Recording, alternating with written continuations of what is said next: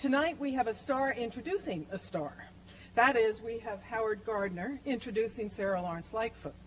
And the combination was just too delicious for me to keep my hands off it, so here I am. Actually, I only want to say one quick thing, and then I will turn this over to Howard. And that pertains to what I consider to be a remarkable achievement that Sara has pulled off. Her first book was about families. It was called Worlds Apart. It was about relationships between families and schools. And I actually used to teach that book for years in a policy course I gave at Teachers College. Then this summer, I picked up The Essential Conversation. I had no idea what The Essential Conversation was all about. And I started reading this book, and I realized that Sara has returned to a topic that she began her scholarly career thinking about. And she has returned to this topic with all the wisdom and all the experience that she has acquired in the meantime. It is very rare that a scholar does that. And I think this is simply a remarkable achievement. And I will leave it to Howard to tell you about all her other wonderful aspects.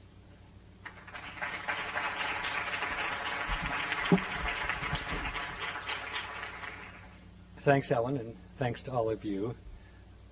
I think you already know we're going to be in for a treat tonight because we have one of our campuses and one of our nation's most remarkable scholars and persons here tonight to discuss her book that's just appeared, which is a book that I've read, and it's both important and very lovely.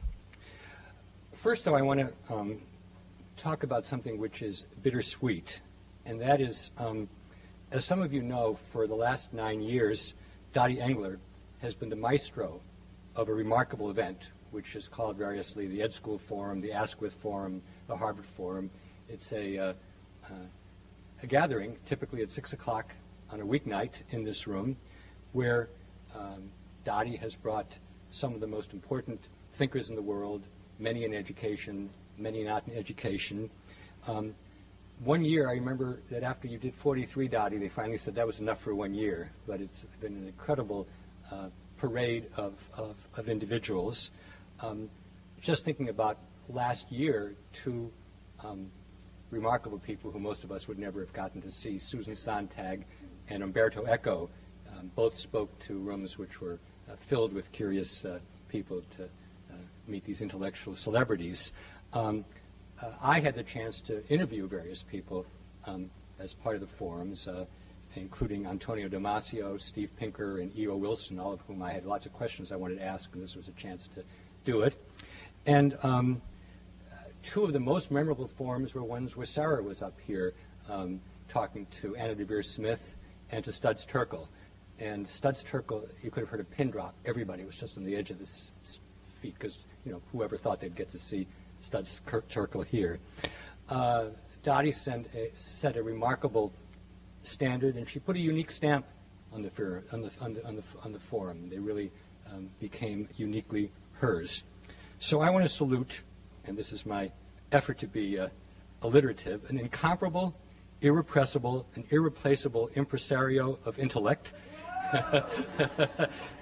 Appian Way style. Dottie, we will miss your forums even more. We will miss you.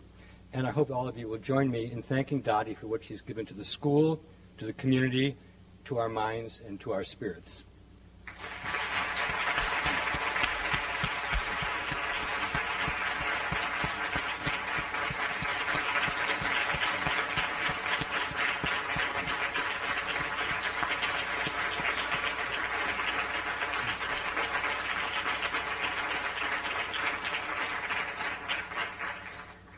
I can only add that I know if I'd asked Dottie, she would have said, don't you dare do this. So, of course, I've learned one thing being in education. It's much better to ask for forgiveness than permission. Okay, on to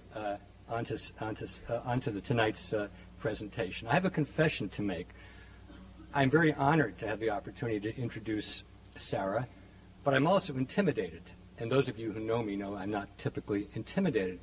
But anybody who knows Sara knows that she is the best introducer in the world. Right, Jessica? Nobody likes Sara. So I know I'm going to fail. I'm not even going to try to compete, but I will try to tell you what she means to me. For 35 years, Sara has been an incredible presence on our campus. Of course, she was 3 when she first showed up. She is brilliant, luminous, infinitely caring. I truly feel that I'm here at the school in the age of Sara Lawrence-Lightfoot, and I'm privileged to be here because she's a terrific colleague and a treasured friend. Now, I think everybody in this room knows about Sara's distinctions and achievements. She has a long, long list of honors, degrees, awards. Some of them, indeed, are historic. The chairs in her honor at Swarthmore and at Harvard are unique. She has contributed to the Ed School, to Harvard, to the nation, and to the wider world. 2 of her local board memberships are WGBH and the Boston Globe, each of which having a lot of influence on us every day. At the same time, she is the chair of the board of the MacArthur Foundation, which is an incredibly important player on the national and international scene. Now, I assume that most of what I've just said you already know. So I'm going to tell you 3 things you may not know about Sara. And I was going to tell you 3 things about tonight, but our dean, Ellen, has already anticipated one, so we'll go through the first one quickly. Number 1, I'm not even sure if Dean Lagerman knows this, is that many people here, including me, would not have tenure at Harvard if it wasn't for Sara. Now, you might think that's because she would have voted against us and we wouldn't have gotten tenure. We don't know about that. But what actually happened is that there was no tenure at the Ed School for about 10 years because of financial and governance issues. And Sara was here at the sufferance of the school, like other people. And then she got a very tempting offer from elsewhere. And all of a sudden, Derek Bach realized that we were going to have tenure at the Ed School. And Sara led the way for 9 people immediately, and many other people thereafter. So that's one thing you may not have known about Sara Lawrence-Lightfoot. A second thing is that Sara is an incredibly good citizen. Her fame, and frankly the demand which the world has for her, is such that Sara could be justified to say no to any request that anybody on this campus would make of her. But whenever the institution needs her, or indeed whenever a person needs her, Sara is there. What's even more amazing, and you have to take my word for this if you don't know her, she's not there with a scowl or groan, and I can assure you that's how I would be there, but with a smile and enthusiasm which is genuine. And to me, that's incredible. The other thing which you may not know is that Sara is an incredible role model and mentor, both for our young students and for our young and not so young faculty. She has spent enormous amounts of time over many, many years working with students and with faculty to try to give them a feeling for what it's like to be a professional scholar and a good citizen. And she does this by her praise, by her criticism, and I think most of all by her infinite caring. I mean, Sara cares so deeply about what people want to achieve and how to help them achieve it better than they would in their own, that this message comes across so powerfully that, frankly, I'd love to be a young student and a young faculty just so I could be mentored a bit by Sara. Now, whether that's mutual, I'm not going to ask her. Okay, 3 things about tonight.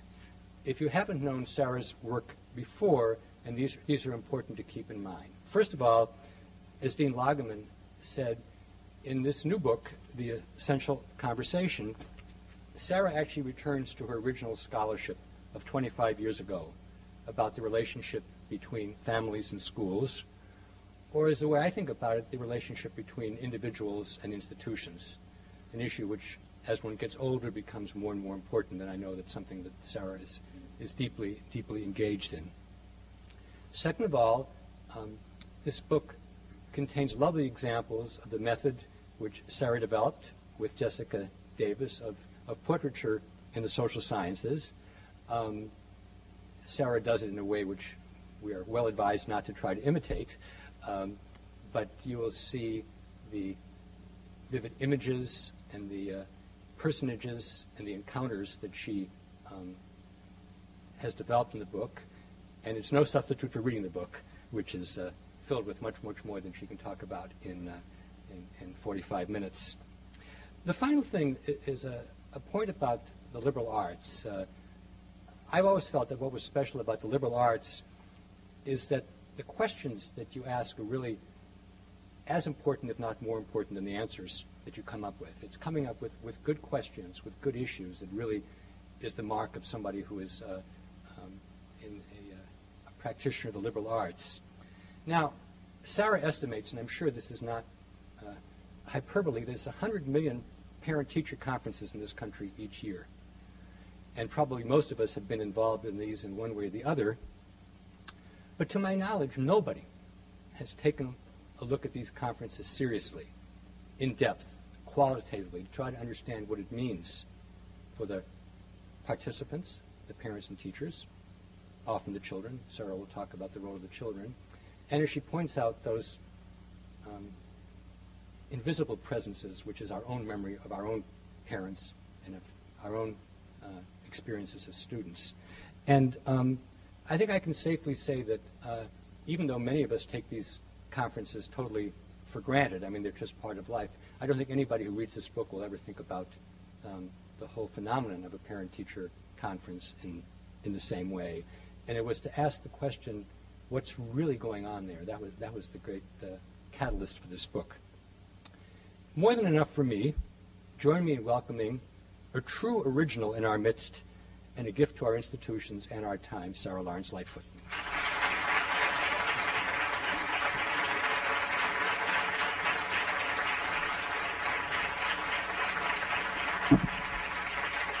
Thank you.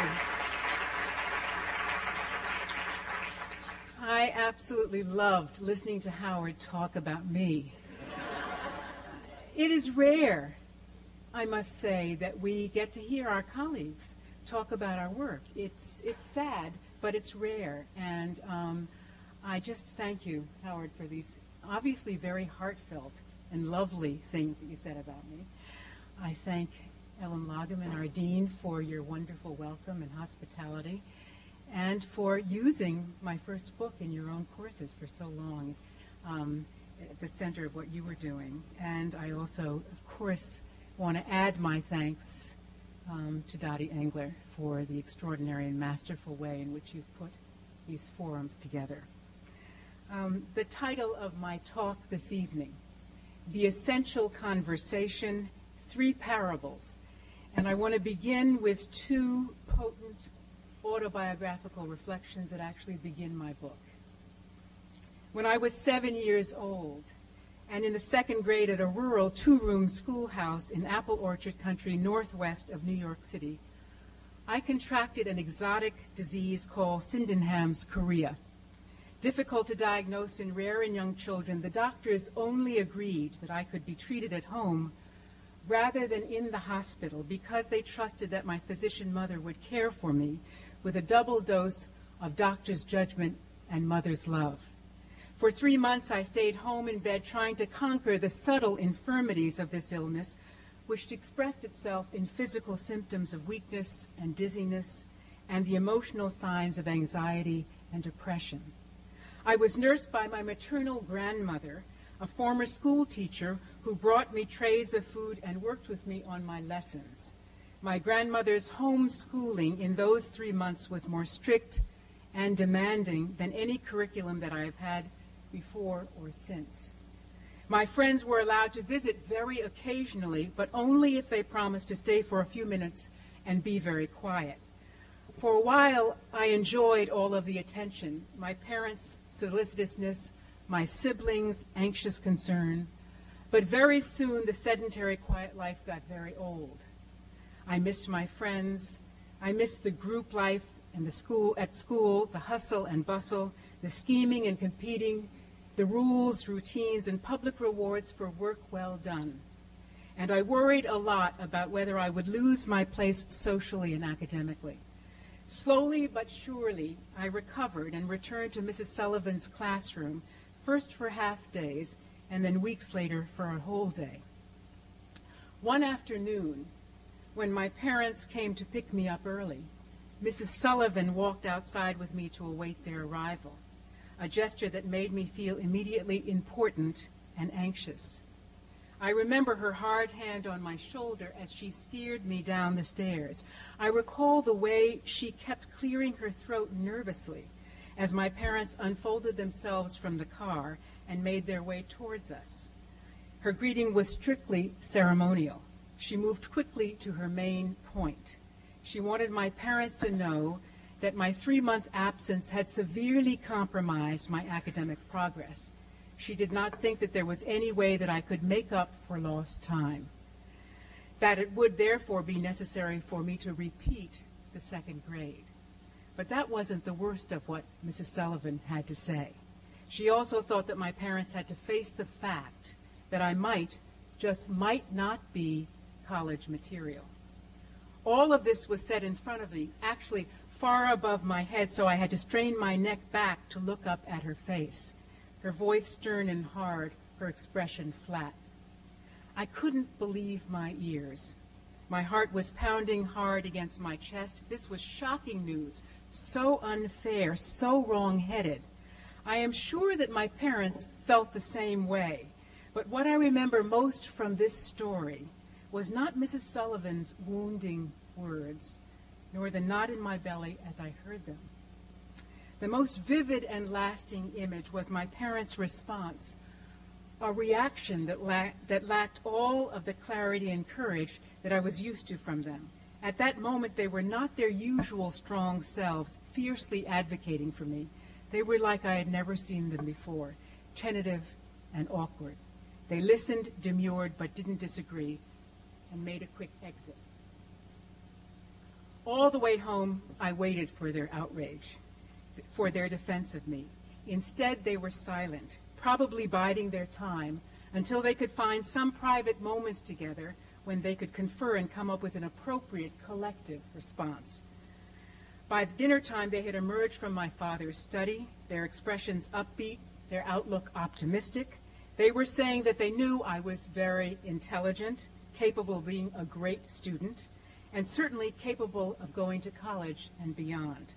They knew that Mrs. Sullivan was wrong, and the best way to prove her wrong was to do excellent work. I was not to succumb to her prophecy. I was to challenge it with the best I had. Of course, I rose to my parents' challenge, worked very hard, exceeded all of Mrs. Sullivan's expectations, and joined my classmates in the 3rd grade the next year. My parents' primary message to me, a litany that they would repeat at crucial moments throughout my life, was that I was strong and resilient, that I could do anything I set my mind to, that I could even overcome prejudice, malice, and stupidity with good works. But the other, more surprising message that I received from watching this encounter between them and Mrs. Sullivan was that school was a place, perhaps the only place, where my parents seemed off balance and reluctant, where their activist instincts didn't serve them well, where it was hard for them to figure out the best way to protect and advocate for their daughter. Many years later, when I was trying to figure out how to protect my own daughter from what I perceived to be a teacher's subtle abuse, I remember my mother telling me that I should not do anything that would make the teacher feel angry or afraid, for that was sure to endanger my daughter in the classroom. At that moment, my mind raced back 35 years to my parents' uncommon restraint and passivity in the face of Mrs. Sullivan. I still feel guilty for not having done more to protect you from her, whispered my mother, as our memories converged and our minds raced back to 1952. None of this uncertainty and tentativeness was there several years later when my father responded quickly and decisively to an 8th grade history teacher's rendering of an American story about which he was expert and cared deeply. My father was a professor of sociology whose scholarship included research and writing on the history of black activism in the South.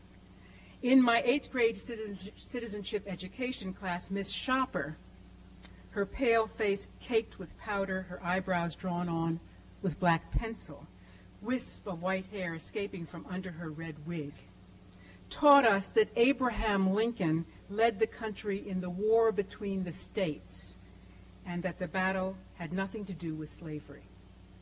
Her eyes rested on me, the only Negro child in the class, daring me to challenge her interpretation of history. That evening around the dinner table, my parents made the correction. It was the Civil War, and the institution of slavery was at its very center. I will never forget my father's rage at discovering the word barbarism, or barbarian, used to describe the Mayan Indians of Central America in my social studies book. He could not resist lecturing his children on the extraordinary Mayan civilization, its creativity, organization, and resilience, and then immediately sat down at his typewriter to bang out a restrained but angry letter to my teacher. Watching this scene, repeated many times over throughout my schooling, I observed the sharp dissonance of values between my home and my school. My parents' home curriculum was purposeful and subversive, often oppositional to what our teachers were preaching.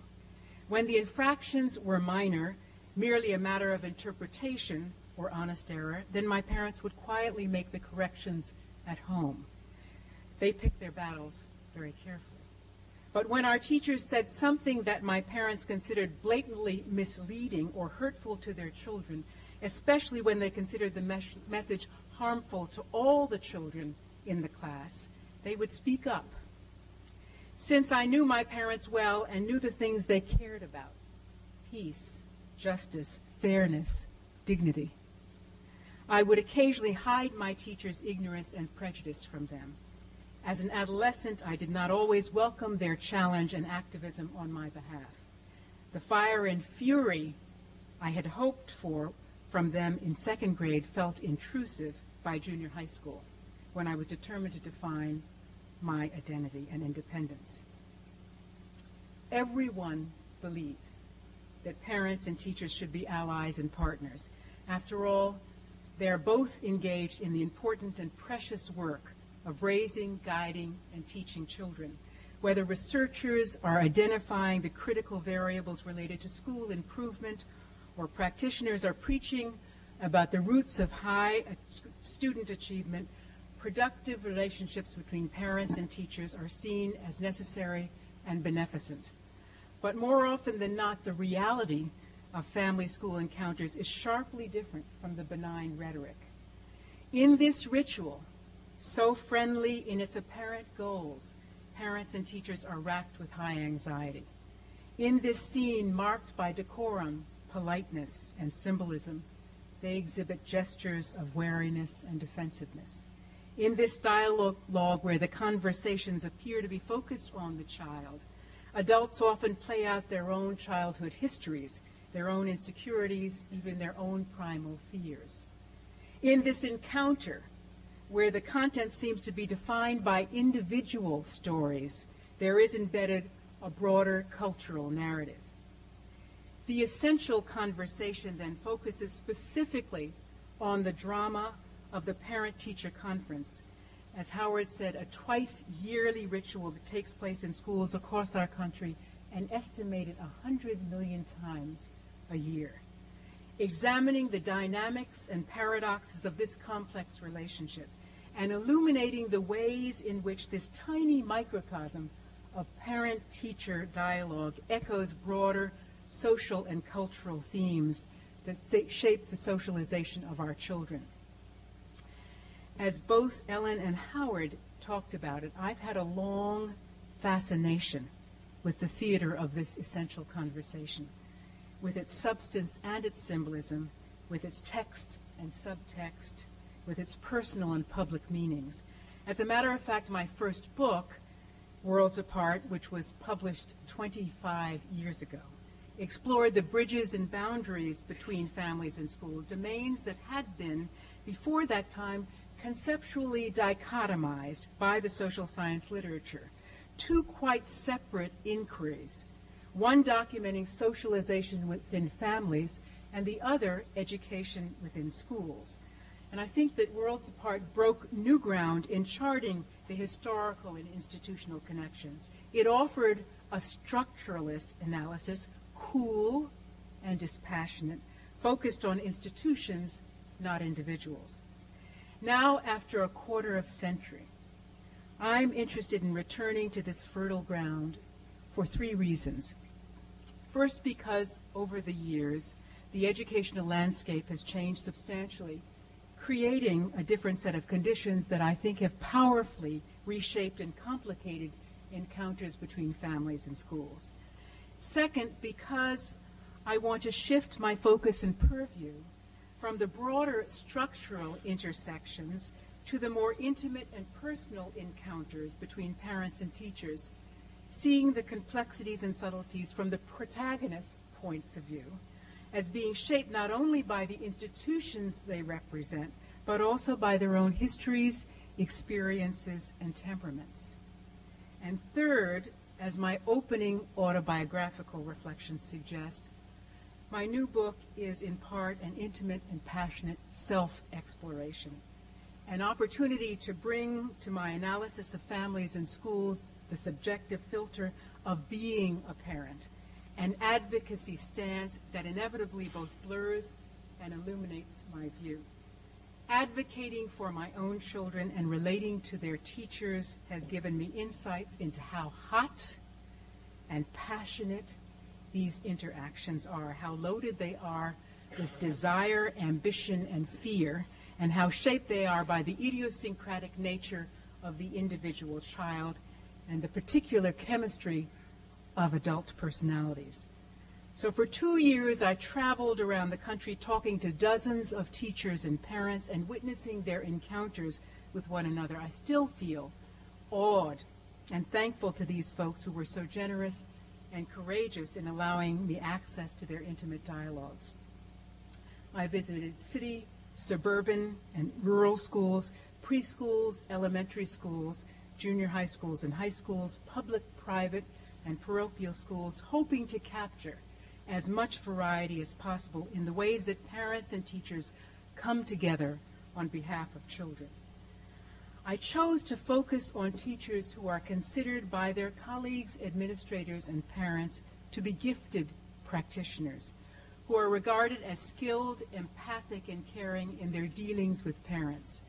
I believe that we can learn a lot more from examining examples of goodness, a complex standard which is inevitably marred and enriched by imperfection and vulnerability, than we can from dissecting weakness and pathology. I also know from decades of doing qualitative research in the field that people who are relatively successful and self-confident are more likely to be undefensive and revelatory about those aspects of their work that might be regarded as underdeveloped or problematic. These sturdy folks offer us a more complex and authentic view. From the rich exploration of the tender and treacherous family school terrain I examine in The Essential Conversation, I'd like to focus my discussion this evening on three domains illuminated by three parables that are central to shaping the tone, texture, and substance of parent-teacher encounters. The first, echoing my opening story, refers to the autobiographical and psychological scripts and the broader historical and cultural narratives that haunt parent-teacher encounters. I call these generational and cultural echoes ghosts in the classroom. The second theme explores the double edge of the ritual conference, where content can become symbolic or substantive, routine or revelatory, limiting or liberating. I argue that truth and trust between parents and teachers grow out of detailed evidence rather than broad abstractions, out of specific observation rather than pleasant platitudes. And the third and final theme that I want to talk about this evening highlights the huge variation in family-school negotiations, reflecting disparities in power and resources between schools and the communities they serve.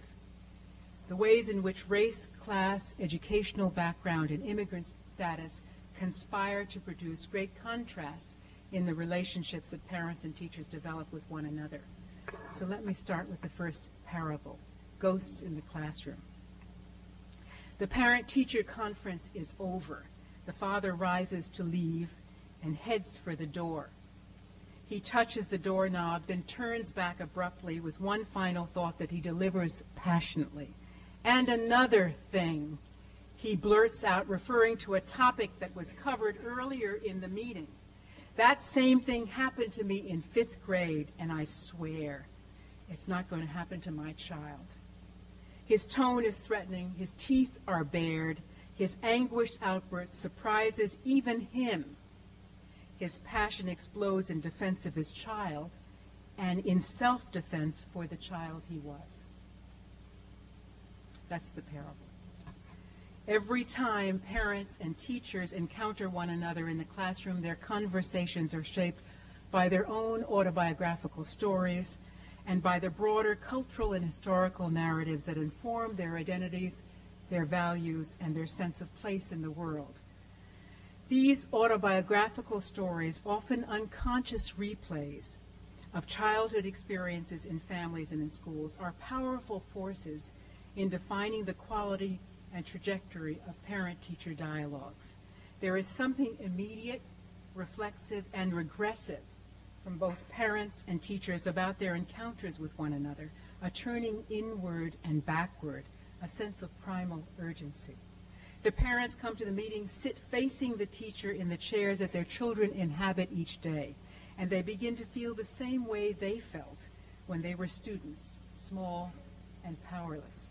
And when the teacher offers observations and evaluations of their students, they are often using values and frameworks carved out of their own early childhood experiences. The adults come together prepared to focus on the present and the future of the child, but instead they feel themselves drawn back into their own pasts, visited by the ghost of their parents, grandparents, siblings, and former teachers, haunted by ancient childhood dramas. These visitations and echoes reverberate through the room, complicating the conversation and filling the space with the voices of people who are not there, people who are often long gone.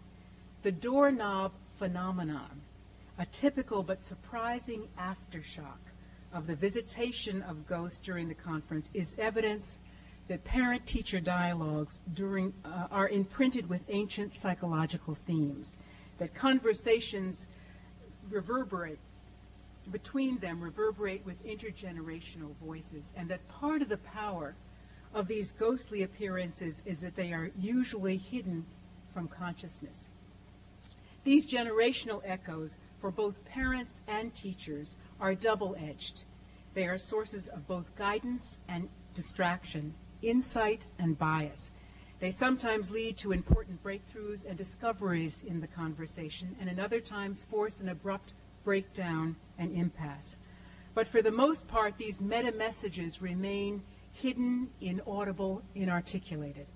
What is fascinating about these generational ghosts and echoes is how deep and penetrating they are, and yet how easily they are uncovered.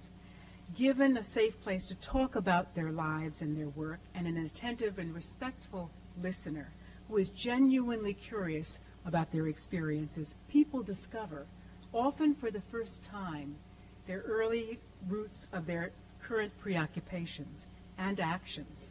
When these long ago tales are uncovered, their power and influence is indisputable. Every one of the teachers I interviewed, for example, finds it necessary to begin with her life story, her perspective as a young child.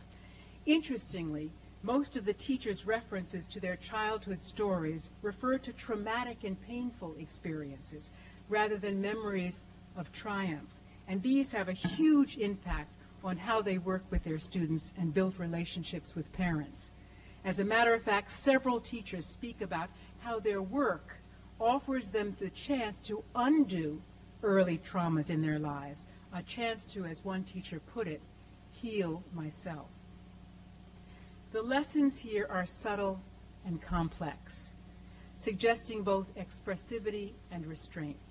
we must recognize that the subtext of parent-teacher dialogue is defined by autobiographical narratives and generational echoes, and by resonances from the broader cultural and historical tableau. I would argue that communication between parents and teachers is enhanced when there is an awareness of this subterranean context, when the subtext is seen as a legitimate and critical piece of the dialogue. But recognizing the ghosts and hearing the haunts does not mean that this ancient psychological material should be the foreground of parent-teacher conversation. It must be, after all, a dialogue about the child in the service of his or her learning and development, not about adults making peace with their past. There is a tricky balance here between foreground and background. It demands working to make the conscious content conscious, unconscious content conscious, but never letting it overtake or overwhelm the focus on the immediate moment in the child's life.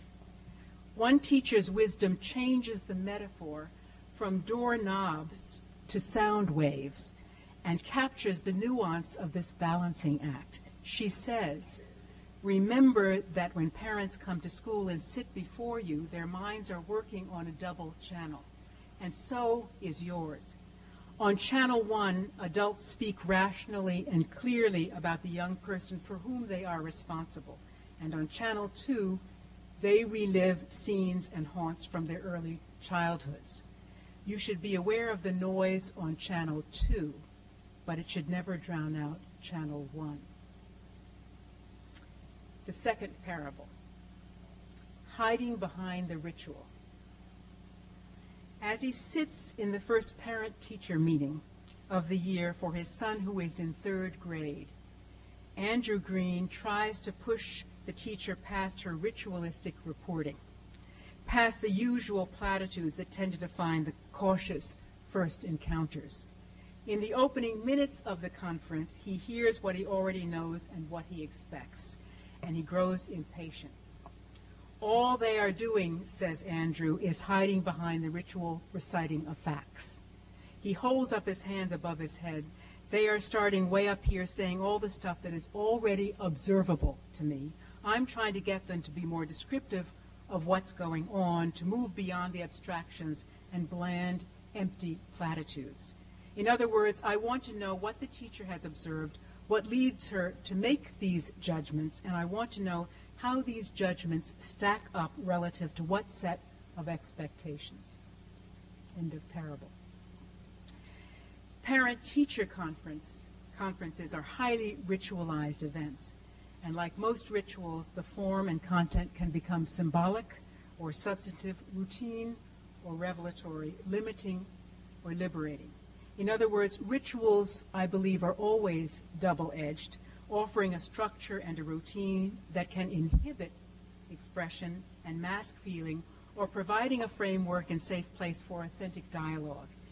In the parable, Andrew Green recognizes both the casualties and the opportunities, and he doesn't want to leave the conference, as he puts it, feeling empty and uninformed. I believe that the double edge of ritual is magnified in family school meetings because there is so much at stake. For parents, there is nothing more precious or more important than their child. They come to the meeting eager, often desperate, to hear good news about their child's life in school, barely masking the fear and trembling in their hearts. And although teachers do not express the same terror as parents do, most will admit that they worry a lot about conferences, that this is the arena where they feel most unprepared and exposed. In addition, teachers receive almost no training or support in developing relationships with the families of their students. Across the country, in a wide variety of colleges and universities, graduate and undergraduate training courses do not help students anticipate or prepare for their work with parents. And once new teachers are hired, they receive almost no guidance, support, or supervision from their administrators or colleagues in this arena. They make it up as they go along. With little or no teacher training in this area, with so much at stake on both sides, and with the expectation that conferences are supposed to be relatively pleasant and civilized events, this ritual can often tilt in the direction of form over substance, sentimentality over sympathy, rhetoric over truth-telling. The ritual becomes an empty, unsatisfying event that avoids talk, reflecting the authentic feelings of the participants, or talk that might lead to conflict. In fact, I believe that parents and teachers often engage in an implicit and subtle bargain with one another. They agree to give up the potential of discomfort in exchange for pleasantries. They agree to not speak their minds in exchange for peace of mind. But the bargain is rarely fully satisfying for either party.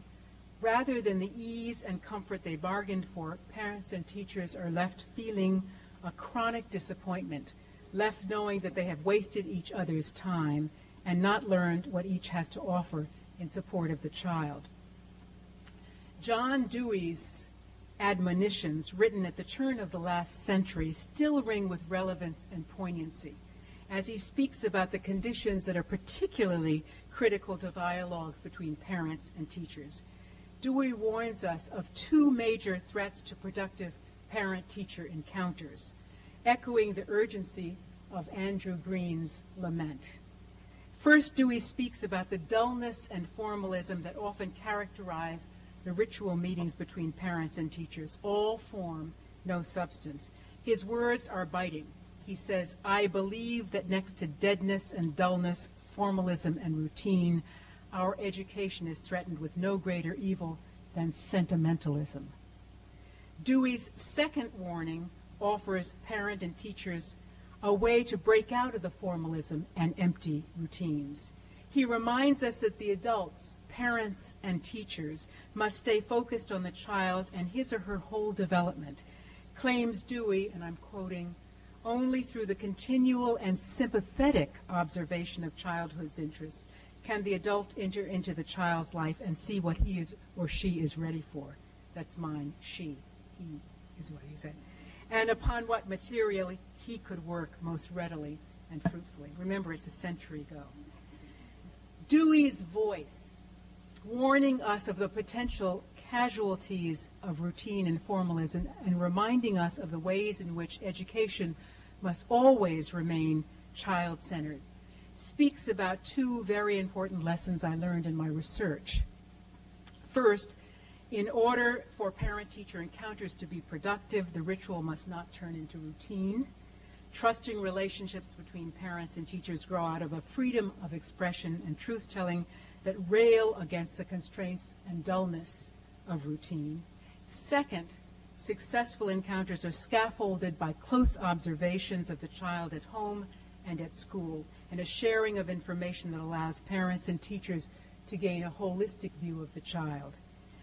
The wisdom drawn from the experiences of the parents and teachers I spoke with is refreshingly specific and prescriptive, much more straightforward than dealing with the ghosts in the classroom. A central ingredient of any teacher training curriculum should be learning to work with parents. This includes developing an appreciation for the role and perspective of parents and caregivers, learning about the broad ecology of education and the place of schools in it, and developing a set of skills and approaches for effective communication and collaboration with families. No conference should be generic. It must be shaped by and focused on the individual child, using specific and concrete evidence of the student's learning and development and progress in school. There are at least 3 specific skills that teachers need in order to do this subtle and highly individualized work. First, they need to be trained in the art of observation. They must learn to see things clearly, notice the nuances of interaction, and learn to read the classroom like a complex cultural text. They must become students, even connoisseurs of human behavior. Second, they must be trained in the skills of record keeping and documentation. They must develop the daily discipline of note-taking and journal writing. They must follow their intuitions with careful records that either confirm or challenge their earlier suspicions. And third, they must learn to listen, to really hear the voices and perspectives of parents. Just as they need to be able to offer up the specific details of their students' lives in schools, they must be receptive to the parents' stories about their children. Certainly, developing the skills of observing, recording, and listening is essential to documenting and articulating the evidence, but there is an art, I'm happy to say, to this as well, that enriches teachers' communication with parents. When teachers think of themselves as storytellers, searching for the compelling narrative, selecting an anecdote or illustration that reveals a core truth about a student, they are using the modality of an artist as well as the skills of an empiricist. Hearing the story well told, parents can see the general in the specific, and they can also begin to feel identified with that part of their child's experience that resides inside of them. The circle of empathy among teacher, parent, and child is joined. Finally, there is no better, more convincing evidence of a child's progress than to have him or her present and participating when parents and teachers come together. It is safe to say that parent-teacher conferences that are held without the child being present are excluding the most valuable voice, the most knowledgeable perspective. When children are invited to the conference, however, it is crucial that they be seen as real participants, not passive bystanders, and teachers must help prepare them for their role in the conversation. This is not a practice that should be limited to middle schoolers or high schoolers. In my research, I actually witnessed 6- and 7-year-olds holding their own in a three-way dialogue with their proud parents and teacher present. With careful coaching from their teacher, they become the interpreters and evaluators of their own experience, and in so doing, the author of their own stories. And this is the third and final parable, called Polar Opposites.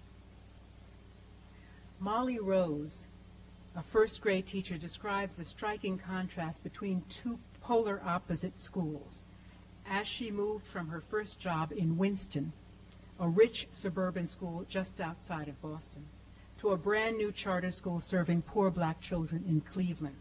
The differences in these schools and the communities they served were reflected most vividly in the ritualistic open houses that were scheduled at the beginning of the school year.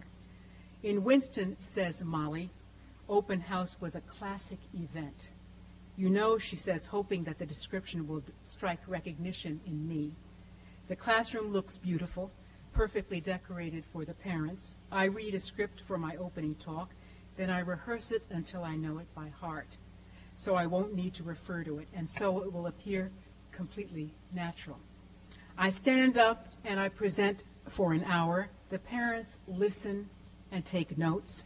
I dread every moment of the evening. They ask some pointed questions, thank me, and when it's over, leave and talk about me afterwards. In a few short sentences, Molly has captured the tenor of the occasion, so filled with anxiety, tension, and stage fright, so focused on establishing her legitimacy in the eyes of the parents. The open house at the charter school in Cleveland could not have been more different. The school opened a week late that year because the building was not yet ready for occupancy, and the open house took place in a huge empty space that would one day be a combination gym and auditorium. There were no chairs, and the parents arrived with all their kids in tow. The noise was deafening, ricocheting off the unfinished cement walls. Standing at the microphone, the principal was finally able to bring the room to some semblance of order as she welcomed the families and made a few opening remarks. Her last sentence, however, led to unbelievable chaos. Now, she instructed the parents, you can go and meet your child's teacher. But the parents had no idea where to go. They had not been given a map of the school nor told where their child's classroom was located. So everyone sort of staggered around the halls, frustrated and confused, in search of their children's classroom. Even though Molly had prepared a welcome talk for the parents, she soon realized that it would be absurd to stand up in front of the classroom and try to give a presentation with people floating in and out, tugging noisy, tired children behind them. Now Molly is laughing at herself. The fact that I thought I was going to speak was totally ludicrous. End of parable. Molly's memory is one of culture shock as she moved from the rarefied, affluent suburban school where she delivered practiced prose to an elite audience of judgmental parents, to a poor, struggling city school where the chaos and confusion of opening night made it impossible for her to offer a proper welcome. As she moved from a perfectly decorated, manicured setting full of shiny desks, modern computers, and the latest curriculum materials to a room in a converted factory where her classroom supplies consisted of 25 chairs for 27 children, where there were no books, pencils, or paper. Molly's journey highlights the wide variation in encounters between parents and teachers that reflect differences in race, social class, educational background, and immigrant status. It is almost as if rich and poor families inhabit different planets. So remote are their experiences in building relationships with their children's schools. At one end of the spectrum of family school encounters are privileged parents who bring the power of their money, their status, and their influence to school with their children. Their expectations are high, their demands rigorous, and their sense of entitlement assured. At the other end of the spectrum are poor parents, often parents of color, and newly arrived immigrants who feel uncomfortable coming to school or approaching their child's teacher, who have no idea of how to negotiate the institutional bureaucracy, and who tend to see the teacher as the ultimate authority and rarely question her judgment. If the affluent parent's behavior towards teachers is characterized by frequent aggressive encounters and fierce, determined advocacy, then by contrast, poor parents appear to be withdrawn, uncomfortable, and passive. Even though rich and poor children have vastly different odds and opportunities that are rarely undone by their schooling, I believe that all parents hold big expectations for the role that schools will play in the life chances of their children. They all harbor a large wish list of dreams and aspirations for their youngsters. All families care deeply about their children's education and hope that their progeny will be happier, more productive, and more successful than they have been in their lives. Each generation asks for more.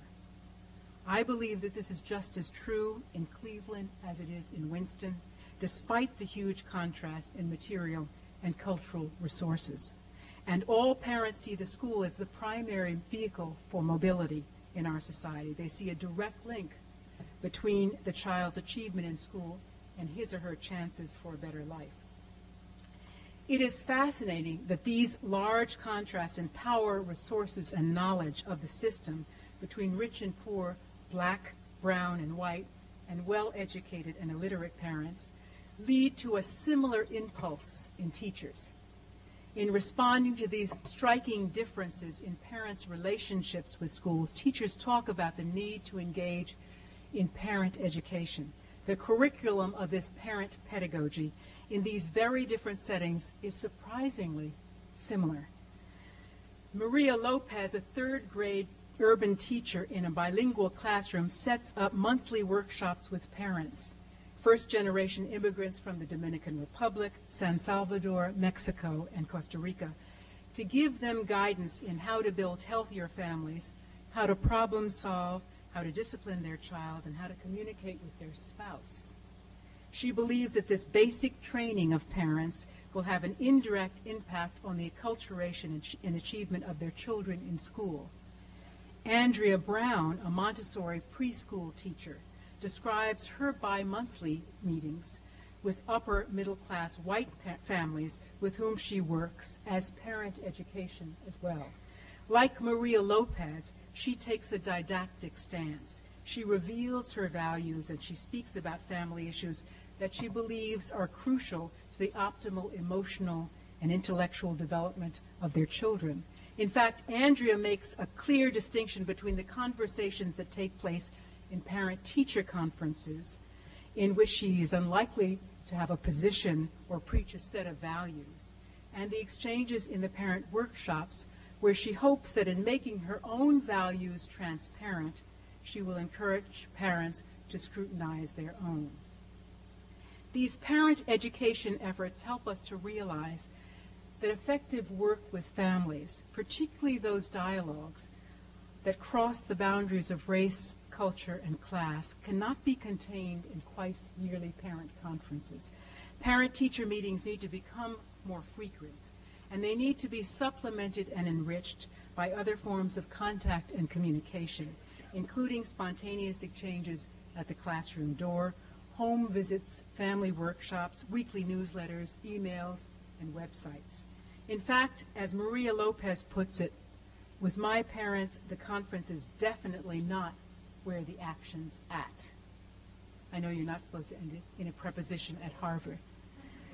She is speaking here about working with parents who are reluctant to come to conferences, either because they feel impotent, awkward, or out of place sitting in their child's classroom, facing the teacher, because they do not speak the school's language, or because they do not believe that their presence will necessarily benefit their child. Maria knows that no begging will make these parents come to conferences, that it is a waste of her energy to even try. So she invents another forum for parent participation, one that she believes is more culturally appropriate, one that appreciates what they need in order to become more competent parents, and one that begins to break down the barriers and build bridges between home and school.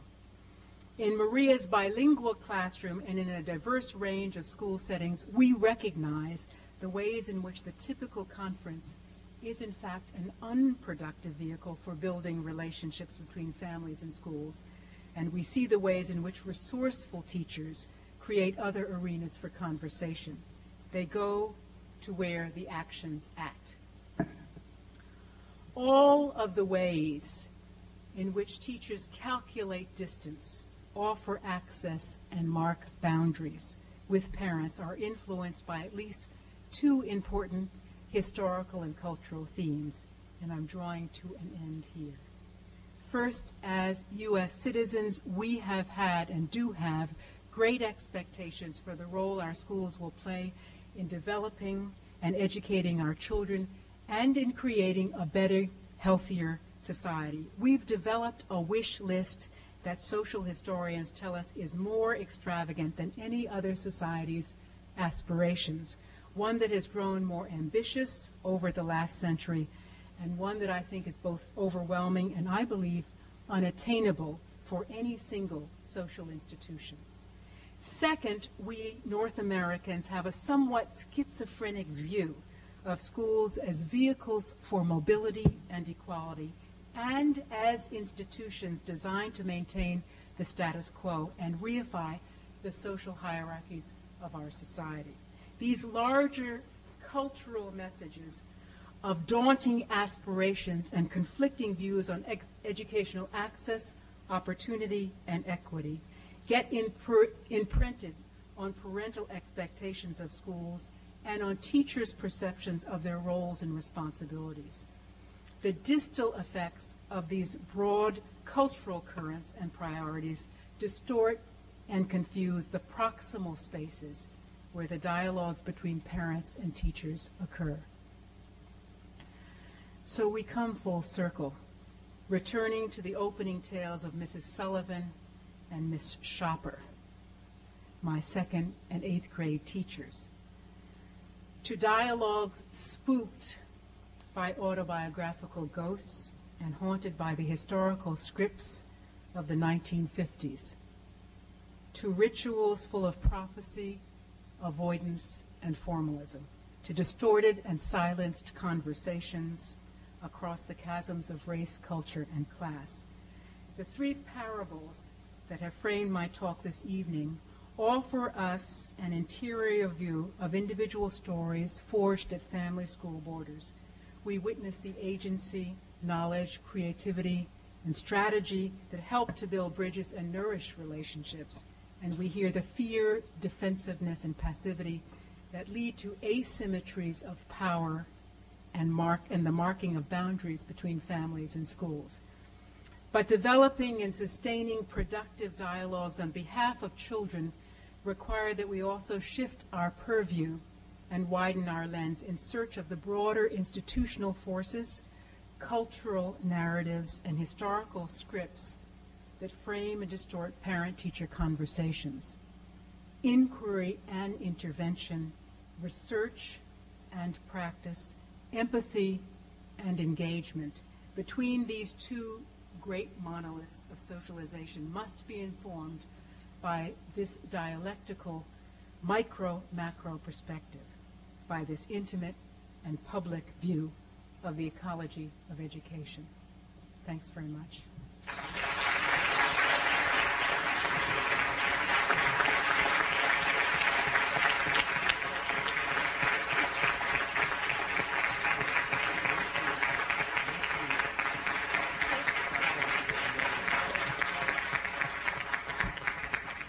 I'm telling my colleague Howard Gardner that I am capable of fielding questions. So the floor is open for comments, and as soon as you raise your hand, there will be a microphone coming towards you. Yes, ma'am. Hello. I have a question about the training for this, and do you feel that it should be part of a, you said you felt it should be part of the curriculum. Do you feel like it warrants an entire course? What do you feel like is being done at the ed school now in regards to this? I think it warrants being somehow embedded in a whole number of courses, a sort of perspective, an orientation, a framework that I think we have to take with us as we think about education specifically to schools, but also as we think about the broader ecology of education. Many years ago, after I had just written Worlds Apart, I taught a course called Families in Schools with Beatrice Whiting, an ethnographer, an anthropologist of great renown, and a former mentor of mine who taught here for many, many years. And it was a very, very exciting course where people sort of talked about some of these issues, but not with anywhere near the kind of depth and passion that I'm now bringing to it. I also think that this subject is a great place to bring one's wisdom and accumulated experience, because I think that this stance of subjectivity and advocacy and passion, the insight that grows out of connectiveness and relationship, is a truly important intellectual perspective to bring to this analysis as well.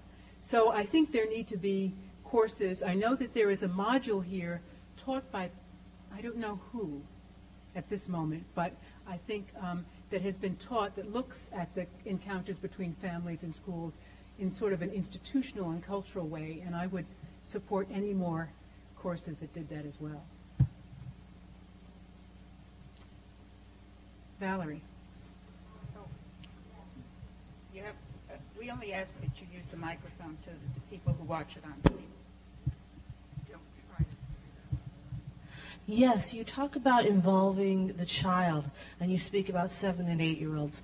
Could you elaborate more on how to engage children at that tender age in their own conferences? Right. I would like to know. It's interesting because I've just come off the road of a book tour, and everywhere I go, this is sort of greeted as a radical, slightly dangerous idea. And I'm I'm not surprised, but I think it is stunning that, in fact, we have gone on, mostly across this country, in schools all over this country, not listening to, I think, the most important voice in this encounter. There's no one who knows better the family and the school scene than the kid who's navigating this scene every single day. And so it really surprises me that this voice has been largely not present in parent-teacher conferences. I think what's important here is, first of all, to recognize that there are obviously moments when children should not be present. There are conversations that are too scary, too threatening, too confusing, too strange, where parents and teachers make judgment as adults that children should not be present, and you can always arrange that. But I think that should be the exception rather than the rule. I think the rule should be a three-way conversation. And I think what's the second thing that's terribly important is that teachers help children learn how to evaluate their own work. And that takes a bit of teaching and a bit of training.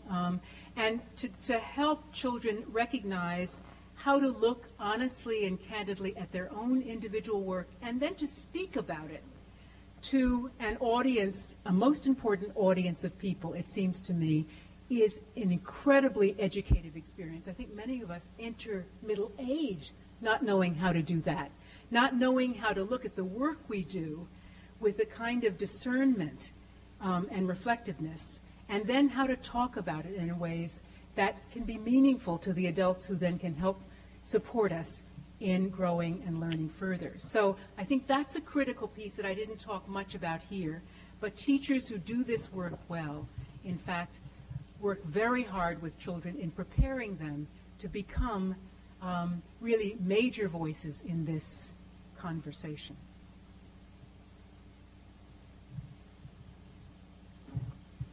Thank you. As the principal of an elementary school where, I'm so tall, I didn't know I had to stand.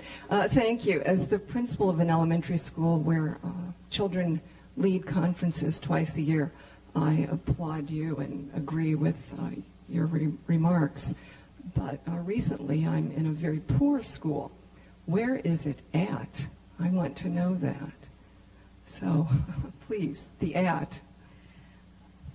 Well, I offered one example of someone who works with a largely immigrant population who's decided that certainly these one-on-one conferences are not comfortable or productive for parents or for teachers, or for teachers. And so she's instituted this wonderful kind of hospitality workshop where they do not so much talking. They do a lot of drama, they do a lot of role play, they do a lot of gossiping, they do a lot of sharing of stories and information and knowledge about how to make it in this world in general, in the society in particular, and in this school more narrowly. So I think it's also thinking about working perhaps with collectives of parents, recognizing what the sort of cultural values and individual temperaments are, and trying to figure out innovative and creative ways of reaching out. But I also know of teachers who work with very similar populations. I saw them do their work, where they were able to get 100% attendance in poor schools with some illiterate parents, and certainly parents who were not highly educated. And they did that by focusing on the child, by very, very early sending out, one of the teachers I spoke to had this wonderful kind of protocol for working with parents, which was highly developed and very strategic. And before class began in the summer, she would send out a letter to all of her first graders, and she would tell them about her summer. This summer I read 3 books, and I climbed Mount Monadnock with my husband. And then she would draw a picture of herself doing this. Please write back with some help from anyone, draw me a picture, tell me what you did this summer. So immediately there's this contact with the child. These letters come back, postmarked by her beforehand. They're up in the classroom, so the parents who come, and most parents come the first day of school, in whatever school, and they see their faces, they see their letters returned, they see their drawings. They're at home there immediately, and the parents see that responsiveness immediately. Then a letter goes out to parents sort of describing what the year is going to be like and what the expectations are. And then there's a weekly newsletter that goes out to parents, giving them a vicarious view of what's happening inside of the classroom, right? So that they have a sense of what's happening to their child. And most importantly, so that they have the language to talk to their child about what's happening there. Parents will always say, kids of any age, you'll ask your kid, what happened in school today? Nothing much. Nothing much. Well, how do you begin to have a conversation? And in this newsletter, this teacher gives the parents language of what they're working on and what they might do at home to support that kind of learning. Immediately, the parents begin to experience themselves as essential educators in this joint enterprise. If they don't do their part, their kid will be left behind, and on and on. I mean, I could go on about the numbers of ways this teachers and others have sort of invented interesting ways of engaging parents that are they're not merely symbolic, they're substantive, but they alert parents to the genuine feeling that they are part of this very, very important enterprise, and that they're deeply respected in terms of their perspective and their voices. Hi. Sure. Hi. Hi. You spoke of parents being intimidated and sort of uncomfortable. And in addition to the examples about what specific teachers did to welcome parents, I was wondering if you could talk about observations of what whole schools did to make the whole environment more welcoming to parents. Well, it's interesting because in some of the schools that I visited, these teachers were rare in their relationships of welcome with parents. That is, they were in some ways in opposition to a school culture that didn't so much support the work that they were doing and didn't see it as particularly valuable or essential. In other schools, and obviously these are the more promising places for teachers to work, there was a general sort of culture of outreach and embracing of parents.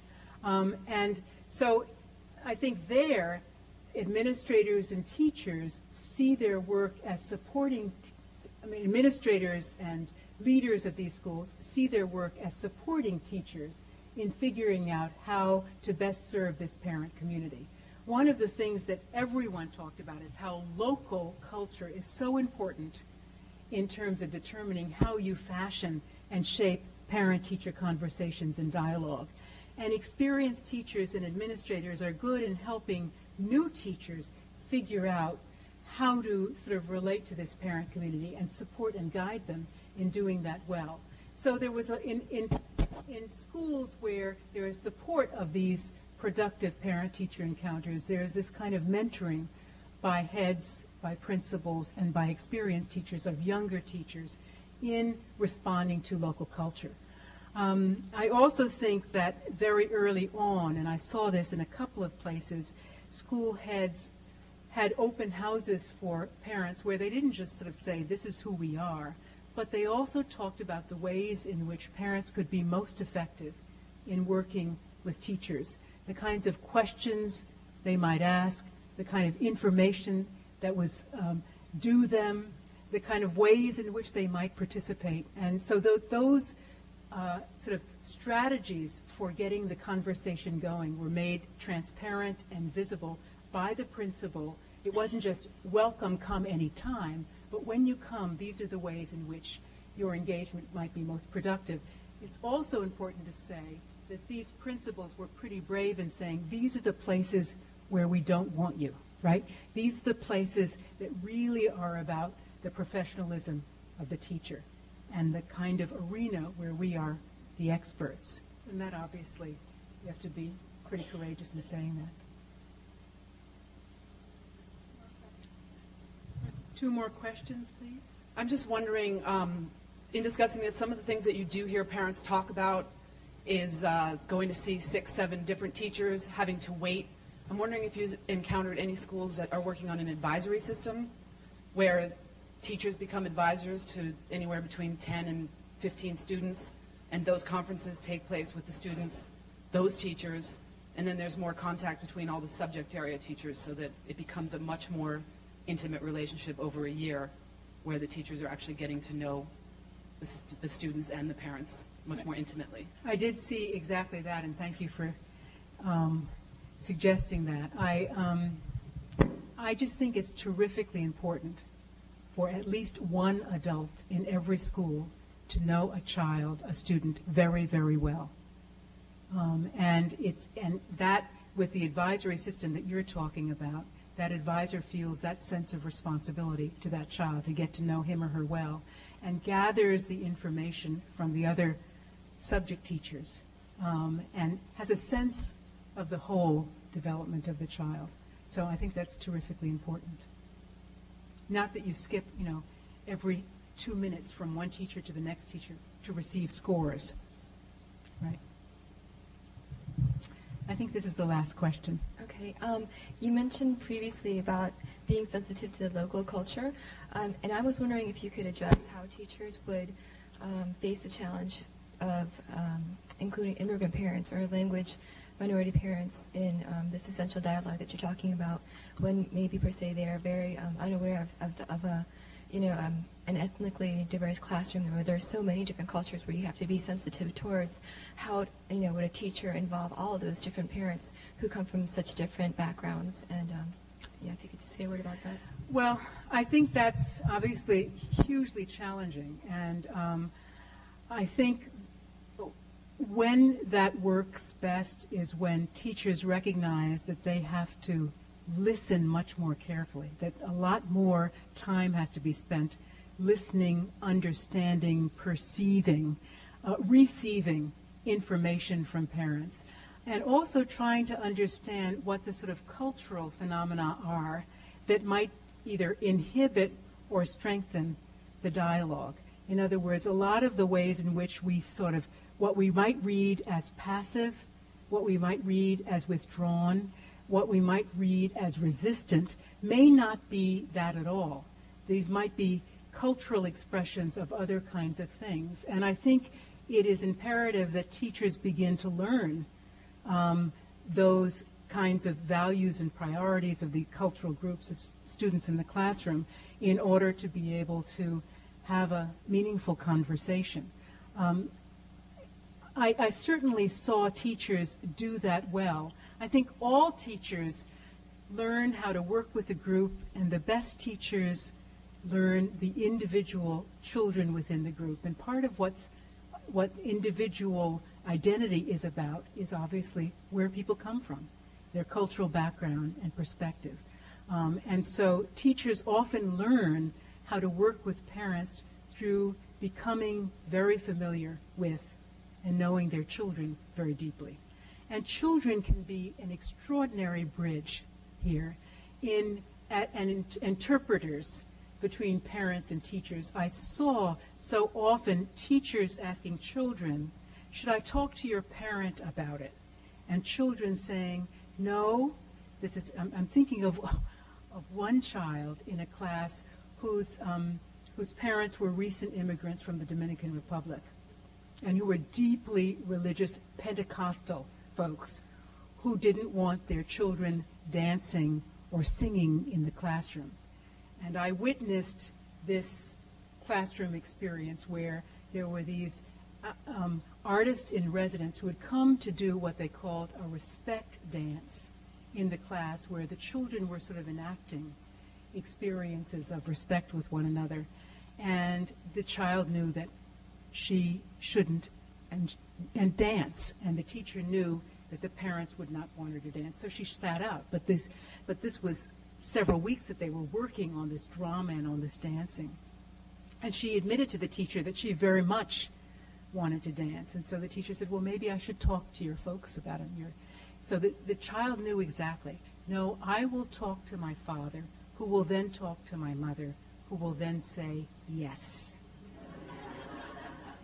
And when you kind of deconstructed that, it was clear that this kid knew exactly what was going on and how to make this happen.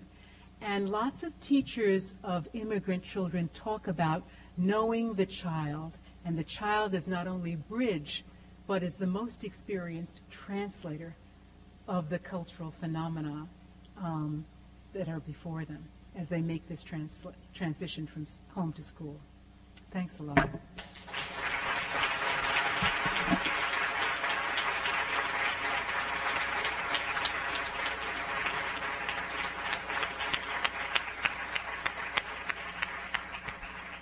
Thank you, Howard. Thank you, Sara, for a wonderful talk. But thank you even more for the book. And those of you who have not read it shouldn't take the talk instead of the book. You should read the book. And Sara will be signing books outside in a few minutes, I think. Thank you.